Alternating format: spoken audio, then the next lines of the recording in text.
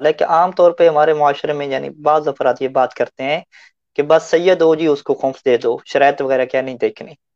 जबकि सैयद को खुम्स देने के लिए 6 शरायत जो हैं वो जरूरी हैं, कि एक ही टाइम के अंदर 6 शरायत अगर उसके अंदर मौजूद होंगी तो फिर आप उसको खुम्स दे सकते हैं।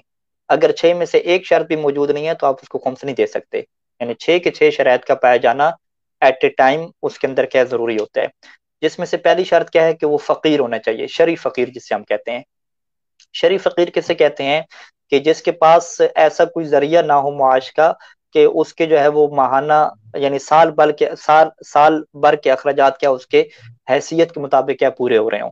यानी हर महीने जब भी वो अपना खर्चा करते हैं तो आखिरी महीने में उनके पास पैसे खत्म हो जाते हैं और दुकान पे कुछ ना कुछ क्या उनका उधार बाकी रहता है। तो ये बंदे क्या कहलाएंगे? फकीर कहलाएंगे, कि ये इनके जो मंथली अखराजात हैं वो पूरे नहीं हो पाते। जब मंथली पूरे नहीं हो पाते तो जाहिर बात है साल के अखराजात भी क्या इनके पूरे नहीं हो पाएंगे।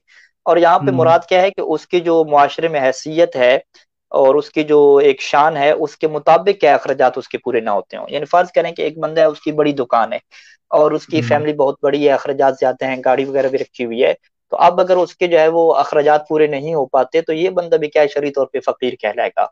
अगरचे लोग कहेंगे कि भाई इसकी दुकान है, इसकी गाड़ी है, वो तो उससे क्या समझेंगे कि ये तो बड़ा पैसे वाला है। लेकिन अगर वो खुद ये समझता है कि भाई मेरे अखराजात पूरे नहीं हो रहे और हर महीने मैं क्या है मकरूज चल रहा हूँ, कहीं से कर्जा लेना पड़ता है और मेरी हैसियत के मुताबिक अखराजात पूरे नहीं हो रहे, तो वो भी शरई तौर पे फकीर शुमार होगा।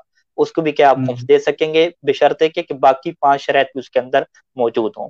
तो लिहाजा ये पहली हम्म। शर्त क्या होगी कि शरी फकीर का उन्वान उसके ऊपर सिद्ध करना चाहिए।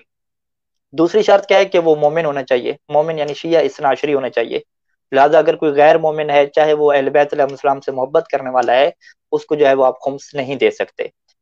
और जो हम्म। तीसरी शर्त है सैयद में, कि जब आप उसे खुम्स देंगे तो वो उस खुम्स के पैसे को हराम कामों में क्या सर्फ नहीं करेगा।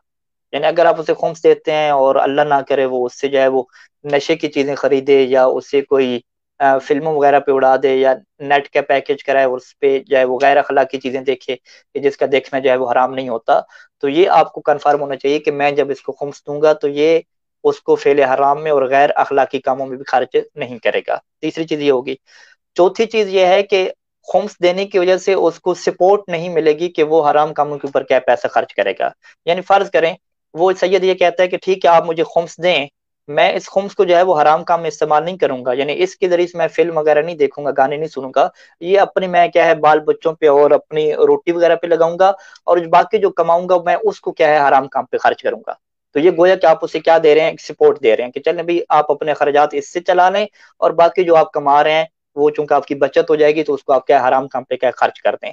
तो ये नहीं, आप अगर खुम्स दे रहे हैं और आपको पता है कि मेरे खुम्स देने की वजह से ये बंदा गैर अखलाकी कामों में इन्वॉल्व हो जाएगा और इसको सपोर्ट मिलेगी गैर शरी काम करने की, तो ऐसे सैयद को भी क्या खुम्स नहीं दे सकते। ये कितनी शरायत होगी जी? 4 शरायत होंगी। और हम्म। पांचवी शर्त बड़ी अहम है कि एक ऐसा सैयद होना चाहिए कि जो कमाने के ऊपर कुदरत ना रखता हो, यानी जो कमा ना सकता हो। तो अगर वो सैयद फर्ज करें कि एक सेहतमंद इंसान है जो अपनी शान के मुताबिक काम कर सकता है, कमा सकता है, उसको अपनी हैसियत के मुताबिक नौकरी मिल सकती है या उसकी जो हैसियत है उसके मुताबिक उसे मजदूरी या कोई काम मिल सकता है, वो कमा सकता है और जानबूझ के वो नहीं कमाता, घर पे बैठा हुआ है। तो इससे फिक्र में क्या कहते हैं कि इज़ा कान कादिरन अलल इक्तिसाब, कि जब एक बंदा कमाने की कुदरत रखता है और फिर वो नहीं कमा रहा। क्यों नहीं कमा रहा? कोई भी उसके पीछे वजह हो, ठीक है, चाहे वो सुस्ती वजह हो या कोई एक अहम काम वो कर रहा है वो वजह हो, जब तक वो वजह वाजिब आईनी ना हो।